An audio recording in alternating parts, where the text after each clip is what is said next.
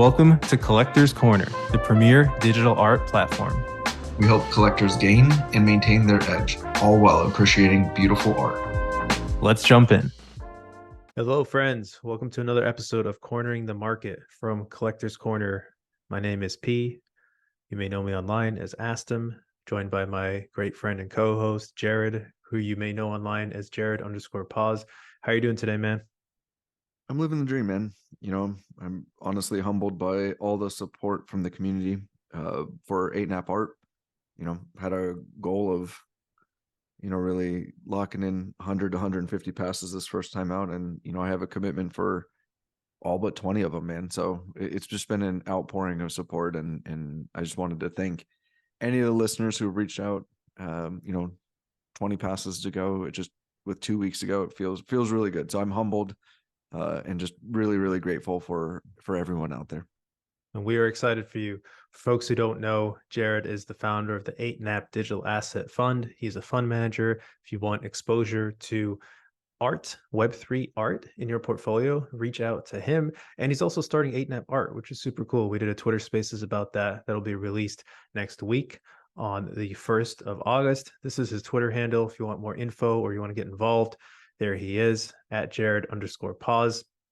Wanted to show you my Twitter handle if you're curious, at AstonCloud. And this is our Collector's Corner handle at Collectors_XYZ. Give us a follow. A couple other house cleaning things as always. We have a newsletter starting this month, or really last week. We are only putting out half of these episodes for free in the newsletter. Do all this out of pocket. So I'm asking for $20 a month to help support the podcast. If not, no worries. Every other week will still be free. And we also ask that you subscribe to the free version and subscribe, follow us on YouTube, give us a like. It's super helpful.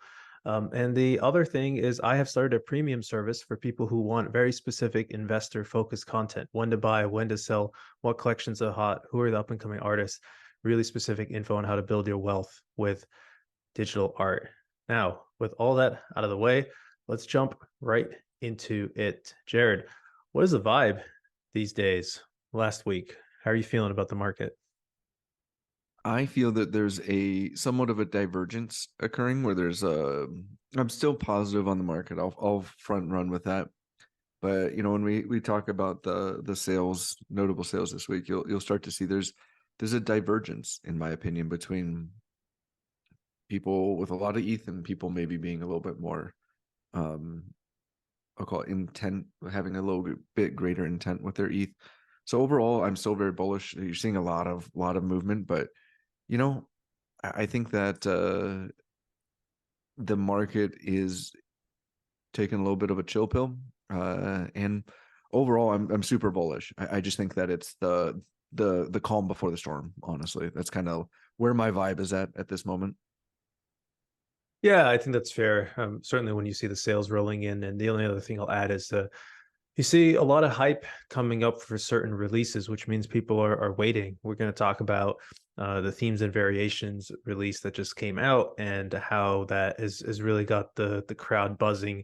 And I think that people are just kind of waiting for things to get a little more exciting. It's almost like a Dutch auction, right? Where you see a few sales come in early on, and then once more sales start rolling, the momentum picks up and the hype builds up. So a very, very slow Dutch auction across the market in general is at least how I am experiencing it.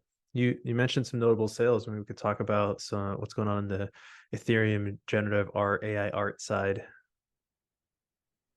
Yeah, so notable sales, the things that came to mind and just stood out to me this week was there's 4 Fidenza sales. I mean, that's huge from a volume perspective. That represents about 315 total ETH across all the different platforms and sales mechanisms. And one in particular that stood out to me is 287. I just thought there was an 80 ETH bid accepted. I just thought it was really beautiful for being a quote unquote floor, which again validates what we've been saying a lot: is target your pieces, be strategic with your ETH. And I mean, that's a beauty right there, in my opinion. So, but the floors jumped to 92.5. I think there's floor in the 90s before it hits the 3-digit ETH. So definitely a lot of fanaticism around that. But that's good volume for ringers, man. It's just not stopping. And that is the data point I used for the entry on the vibe check. Is, man, there was people buying in the 80s, and so there's definitely liquidity out there. I'm curious to see where the liquidity starts to flow first. But there's a couple ringer sales, which is good to see.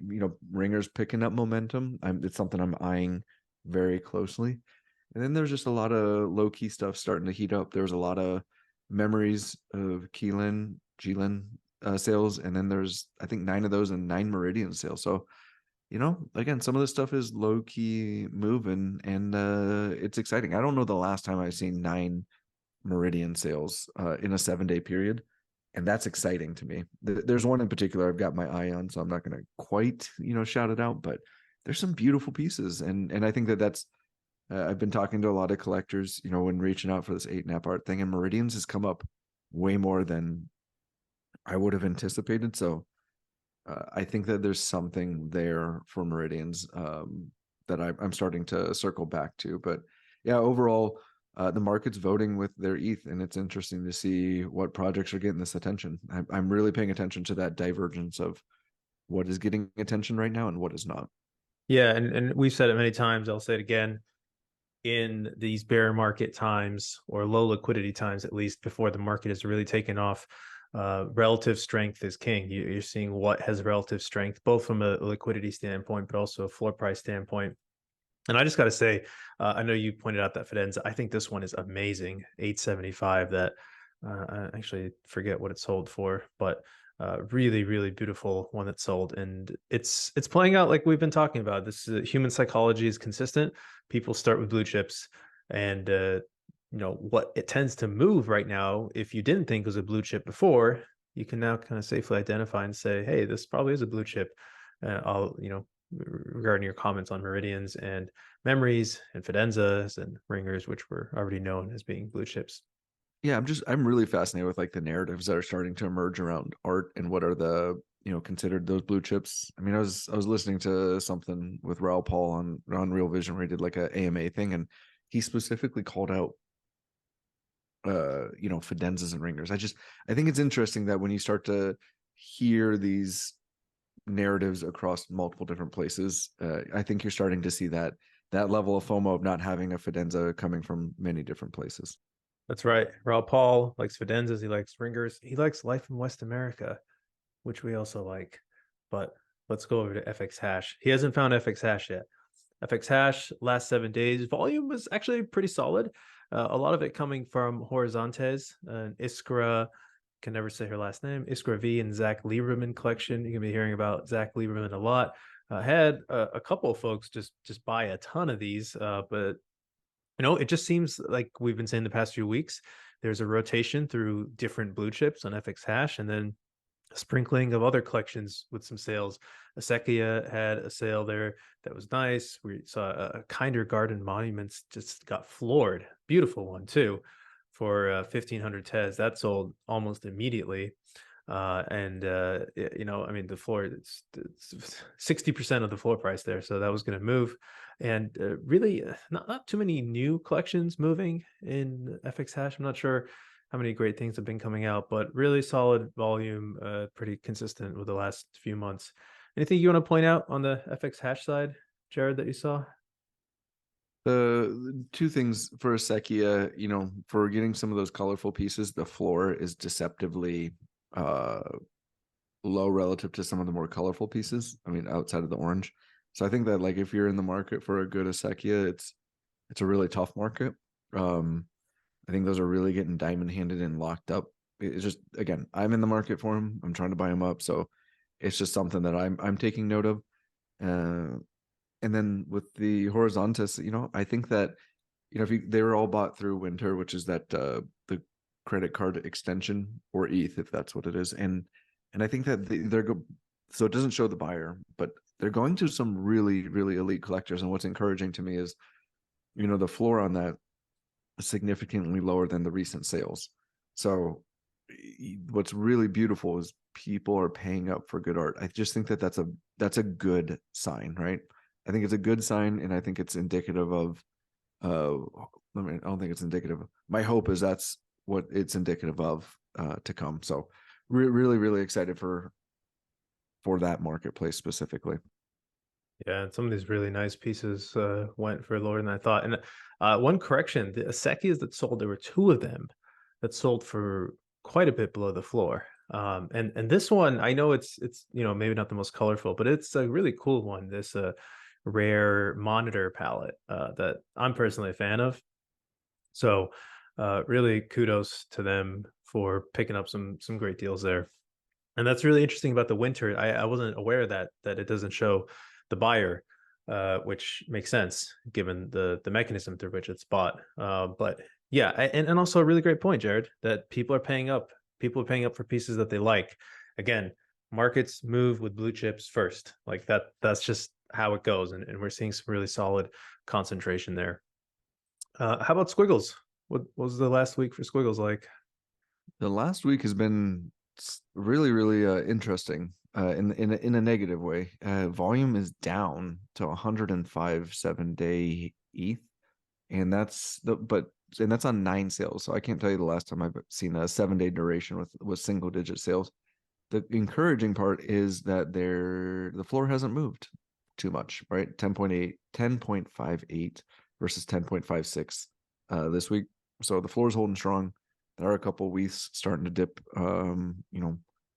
well into, the 10s and 8s or 9s. So, but, some highlights for me is there's a bold that's encouraging that sold for 24.9, really cool ribbed. I thought that sold for 11.5. And then, I had called it out on Great Art or Gen Art Deal of the Day on Twitter, but that color spread 23 was at the floor for 10.55. So, a little bit, I'll call it way below average is what I would say for Squiggles. Definitely not reeling off the sales, but I'm hoping there's not much more downward direction for this. So I'm hoping to see a good rebound next week. But overall, I think it's indicative of the market. Not a lot of action this week. Yep. Yeah, absolutely. Does feel like that's the case. Well, let's talk about some action, some release recaps. We were sort of talking about this a little bit earlier. Themes and Variations by Vera Molnar. This seems to have brought some hype into the market. Released yesterday. It was Sotheby's first launch from their new launch platform. And it was a collaboration between Vera Molnar and Martin Grosser. Vera Molnar, for folks who don't know, is a pioneer of the generative art movement and is 99 years old. And this is going to be her first and very likely only long-form generative art project. A couple things to note about this. These were pre-curated outputs. Martin Grosser was the collaborating artist and helped a lot with this. Good folks at Sotheby's, and Martin chatted with our Collector's Corner premium community, gave us a sneak preview. Really cool stuff in terms of how they made this art. The market has really responded well. It minted at a lower than expected price of about 1 Ether, 1.03 was the lowest mint price, and has surged to 4x that now with not too many listings, actually. 12% listed, best offer 3.6. Love any and all thoughts you have on this, Jared. First and foremost, congrats to Michael and Sotheby's for having a really stellar launch right out the gate. Congrats to Martin and Vera. I just think that it was so well received. I think that it's a really great way to document and potentially capture this moment in time with and bring together two really established artists. I think it's a great collab. I think that watching the fanaticism around it, it's just been really invigorating to me. And I think that, obviously with 8-nap art, it's something that my brain is very, very focused on, but the flight to quality art is something that has a deep resonance with me. It's something that I'm going to be focusing on. So maybe there's a little bit of confirmation bias here, but overall, man, I think this was it was very well executed. It gave a lot of space to the storytelling behind the project. And for that, kudos to everybody involved. I'm very, very, very impressed with the entire process. Absolutely. And from a market standpoint, what I find very interesting is seeing the sort of surges in demand that come at different times. This thing minted at 1, then people started buying it, and then people heard about it, pushed the floor price up to like 3, and that was just kind of hanging out. And then this morning, boom, another surge in demand, and we'll see how many more of these come. But it's very interesting to watch how the participants buy and the buying behavior here. Probably a few flippers in here at the moment, but overall holding up really, really well, and a fantastic variety of outputs. Really well done job across the board, as you mentioned. The next release recap is an auction that was going on with Christie's and Gucci called Future Frequencies, all fashion themed, for the most part, fashion themed. And interesting to see this play out. We had a couple of our favorite generative artists here, Zach Lieberman. We had Emily Shia. Tyler Hobbs had a Fidenza on there. A few folks like Zach and Emily created new art specifically for this one. And also William Apon had a beautiful new piece there. And Yazid, a beautiful piece. And, actually Vincent Van Gogh got both Yazid's and William Apon's for right above the rest, or kind of the minimum price they had set on there, which I thought was interesting. I don't know, maybe this one went a little bit under the radar. The other thing that I thought was really interesting about this was, well, a couple things to note. So a few were really high priced. This Robbie Barat was, I think it was 200 ETH minimum. Claire Silver had one that was 40 ETH minimum. And she had another one with Emmy Cusano, 40 ETH minimum. So I think that was just too high for the market. But Botto had one that went for 13.69, which I was surprised at. And the other big surprise was Luke Shannon's went for 12.1. Although I hear, from my understanding, they're going to be creating this actual jacket for the winner. So there's some fashion involved, not just the art there. So curious if you have any thoughts on this, Jared, generally speaking. You hit on the main points that came to mind for me, and which is the divergence between what sold and what didn't. And, I think the clear winner on this to me was Luke Shannon. I mean, amazing piece that sold. And then you hit the highlights for me. I think that when you're looking at specific one-of-ones for William in the past, around 10 ETH, I think 15 is a great sale. I loved the story behind Yazid's. I really considered putting in a bid myself.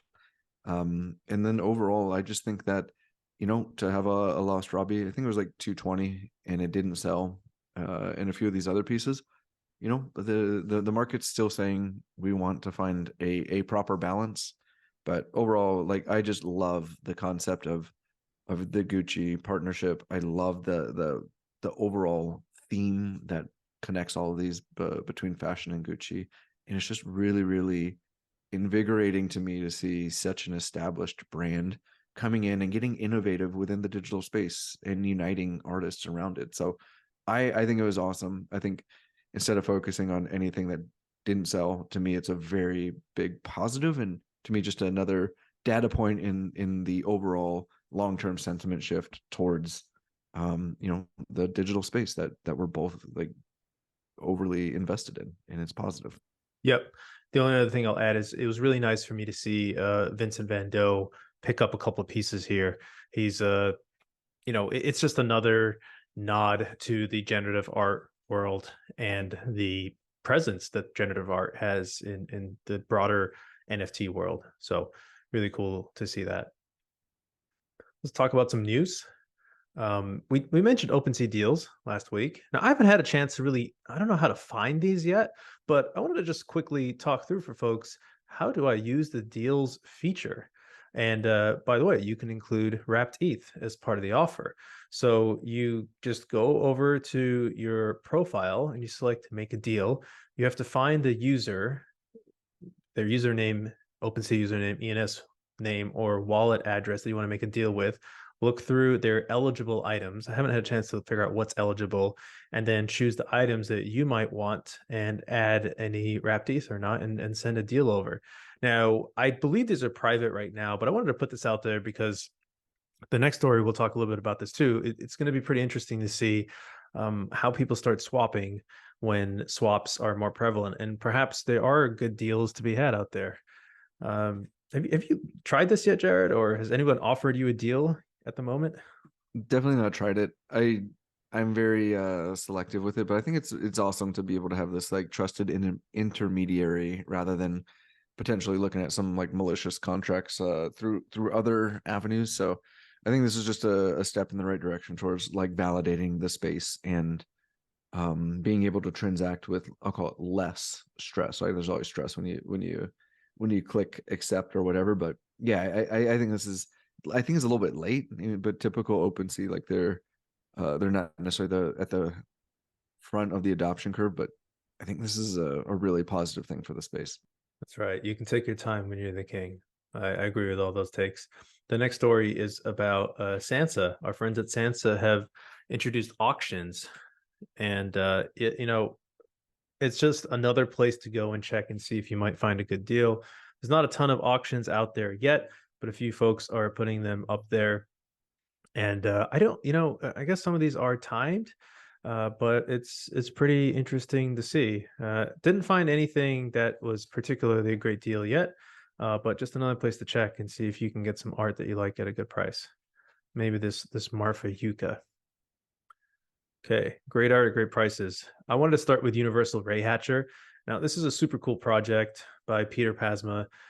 This is one where the folks with the mint tickets, fxhash params, have an extremely broad range of ability to create different art on this.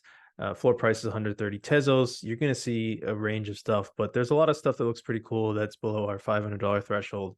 And so check it out, see if you like it. I mean, this one's like super cool. I don't know who the artist is, but like, wow, I don't know, just some really cool stuff. I think this project will go down as one of the more creative and innovative ones that we've seen in quite some time. Miniscapes by Rich and Rick. I bring this as great art at great prices because the floor right now is 195 tes, and the floor, is pretty thick, especially under our great art at great prices. And I just like the variation that's in there, whether it's night or day, mountainscapes or forest or rolling hills, water. Like it feels like if you were in the marketplace for one of these at some point, there's a great amount of variation that's listed, and you might be able to pick up that piece that you always wanted. But an amazing duo, they're the duo behind Aseki that we mentioned earlier, and just really, really amazing art in my opinion. And I think that this is this is their first collab together. So if you're one of those believers in firsts and getting kind of that Genesis project, this is a really good entry point in my opinion. Yeah, it's beautiful art. Really, I don't know, it takes you back, right? It almost reminds me of like the books I used to read as a kid, that kind of style. So fantastic one. Next one I want to talk about was Overload by Schwembuilder. Schwembuilder is back. This, I gotta be honest, I was a little confused about when this was released, but it just finished minting out recently, and he's an incredibly talented artist and has just a great variety in this collection, sitting at 0.18 ETH, only 200 pieces. Really like this one. I think if you want some Schwembuilder exposure, this is a great price. And he's got some other stuff too that's a good price, but see what you like and see if you like this one. I think it's really something that might resonate with folks. Okay, let's do some upcoming drops. The first one that we've actually mentioned this one before, but I've been waiting for it. I really like the look of this. It's Dendro by Webjorn. I hope I pronounced that right. Isakin. And just really nice outputs. They have a project called Strata. It's coming out August 21st, 1 p.m. So we still got a little ways to go here, but really cool art that I think is going to resonate well with the crowd.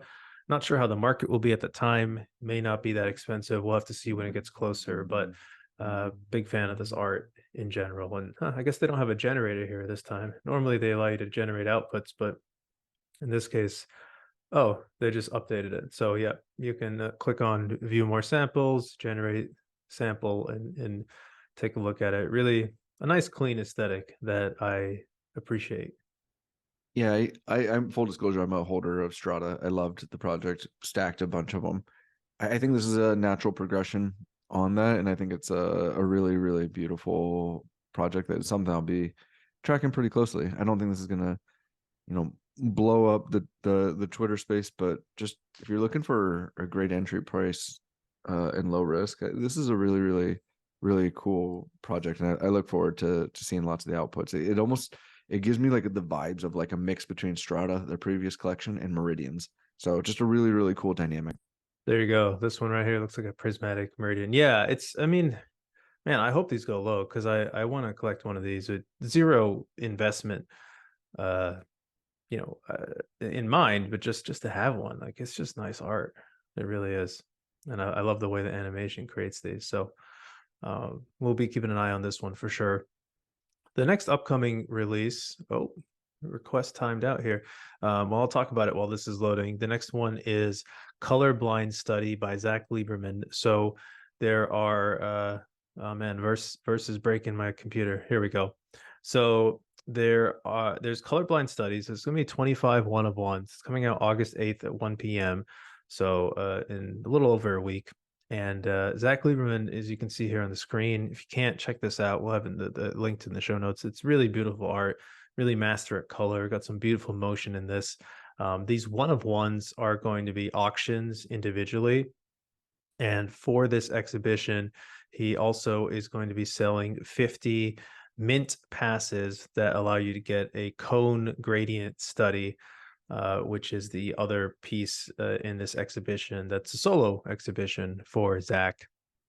And these, you can't see too many outputs of these yet. Those are going to be $1,000 each, so fixed price. But I'm really excited. I like Zach's work a lot, and I like how he has a distinct style. So I'm curious to see how these go, and potentially going to collect one. We'll see what the prices look like, and see if I can sell anything. My liquidity has been tied up for a while. Okay, let's talk about some artists. First one, I thought that it was appropriate to bring up Martin Grosser. We've talked about him before. Martin has 3 collections now, Themes and Variations with Vera Molnar that we talked about earlier. He has Love Tennis Art, which is one of my favorite collections. I think it's awesome. And Squares, which is shown on screen here. But Martin recently had a tweet go viral, like insanely viral, because he was part of the team that helped create the old Twitter logo that is now X and has changed. Let's see if we can find that tweet. But Jack, the founder of Twitter, retweeted it, and he got, I don't know, this got like 12 million views. But anyways, Martin's awesome, really, really nice guy, amazing artist, brilliant with color. Can't find that tweet, but I'll search for it. And this is Love. This is probably my favorite output in Love, shown here on screen. Yeah, any thoughts on Martin or anything that you'd want to add, Jared?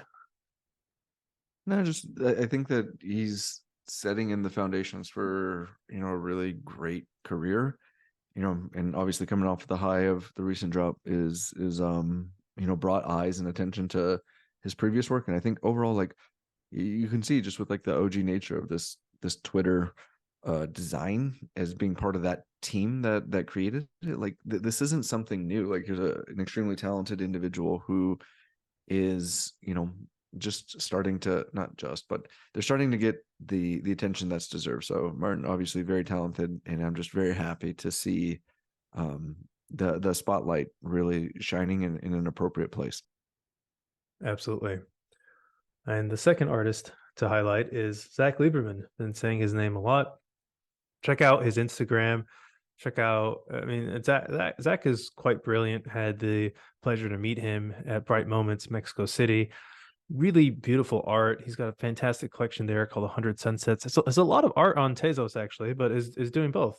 A decent amount of Tezos and Ethereum-based art. And the guy is just so good with colors and shaders and light. I mean, he has a brilliant way of bringing the appearance of light to his art that we don't see as often in generative art. So prolific artist, really distinct style that I think is beautiful.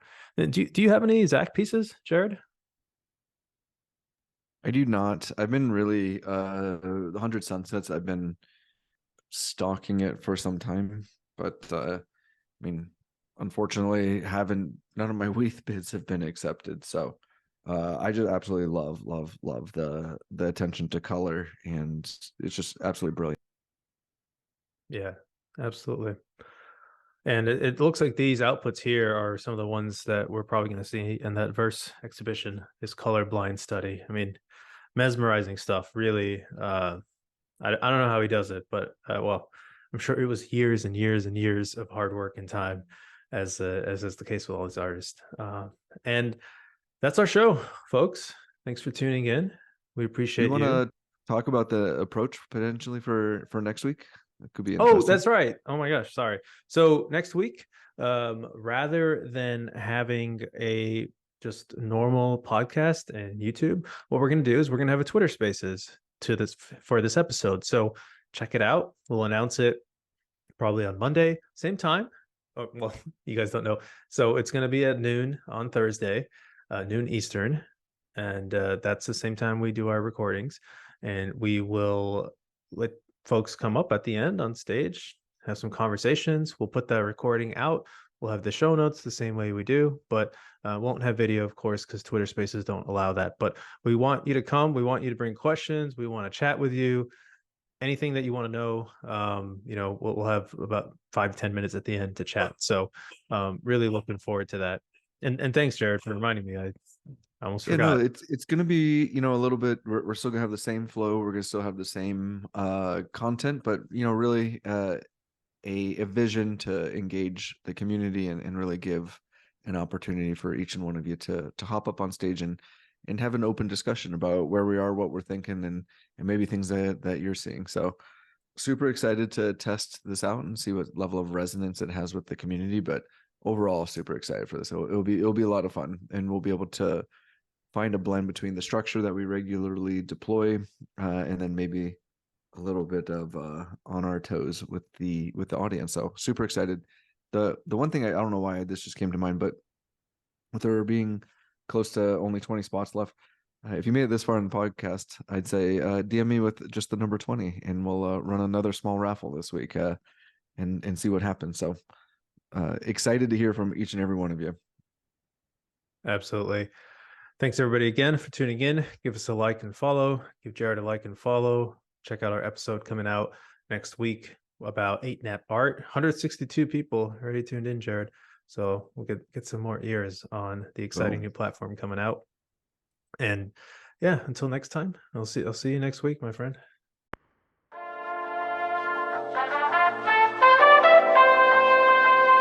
Thank you for tuning into Collector's Corner. We really appreciate you taking the time to listen. If you like this episode and want to help us out, please subscribe and leave us a review on your podcasting platform of choice, like Apple Podcasts and Spotify, and follow us on YouTube. Please also follow us on Twitter for announcements as we expand to other social and content platforms. Our Twitter handle is @collectors_XYZ. We'd also love to hear any feedback you have, so please comment or reach out. We're always striving to be more useful and get better so we can help you in your collecting journey. The Collector's Corner team and their guests are not registered investment advisors. All views expressed on this podcast are personal opinions and are not specific inducements to make particular investments or investment strategies, and should not be relied upon for investment decisions. This show is solely for informational and entertainment purposes only. Before making any financial decisions, please consult a professional.